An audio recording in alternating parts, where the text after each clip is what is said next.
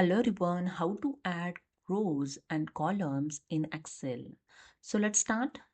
First select the row. So I select here the row number. Then right click on the mouse and click on the insert to add row. Same as select the column. Right click on the mouse and click on the insert to add column. And the second way, select the row and use here the shortcut key Ctrl Shift plus sign to insert row. Same for the column. Select the column. Press the shortcut key Ctrl Shift plus sign to insert column. And the third way, select the cell, right click on the mouse and click on the insert.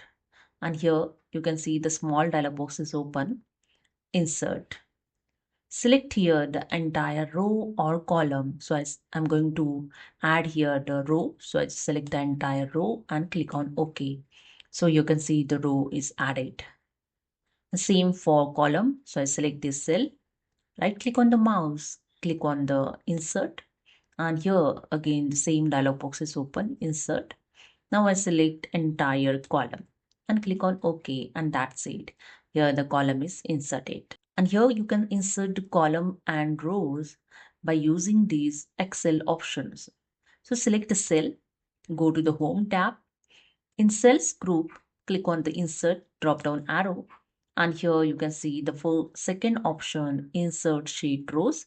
Third, Insert Sheet Column. So here as insert the rows, and here you can see the row is inserted. Again, I click on the same option and select here Insert Sheet Columns, and here the column is inserted. So that's it. Hope you understood. Subscribe the channel. Thank you.